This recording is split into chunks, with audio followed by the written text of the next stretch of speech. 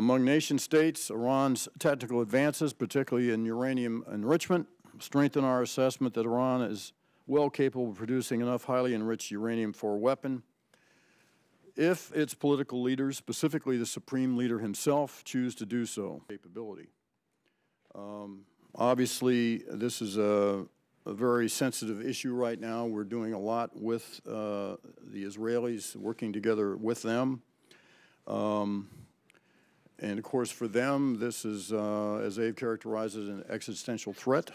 But this is an area that we're very, very concerned about. When you have a situation where one country views this as an existential threat, they believe it's their survival, they are determined not to let it happen, to really get the correct picture on what is happening, I think is important.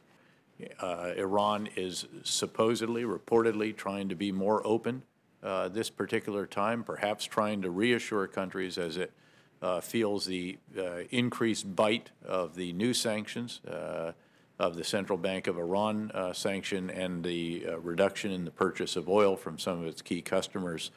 And so I look forward, as do others, obviously, to seeing what that public report will provide this time. We're particularly concerned about any North Korea's export of ballistic missiles and associated materials to several countries, including Iran and Syria, illustrate the reach of the North's proliferation activities. We don't expect Kim Jong-un, North Korea's new young leader, to change Pyongyang's policy of attempting to export most of its weapon systems and regional power initiatives. These are fluid political environments that offer openings for extremists to participate. The intelligence community sees the next 2 or 3 years as a critical transition phase for the terrorist threat, particularly for al-Qaeda and like-minded groups. With Osama bin Laden's death, the global jihadist movement lost its most iconic and inspirational leader. The new al-Qaeda commander is less charismatic, and the death or capture of prominent al-Qaeda figures has shrunk the group's top leadership layer. However, even with its degraded capabilities and its focus on smaller, simpler plots, al-Qaeda remains a threat.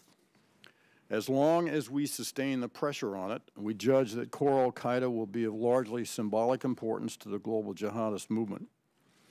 But regional affiliates, as the ones you mentioned, and to a lesser extent small cells and individuals, will drive the global jihad agenda. On the agency efforts to keep the committee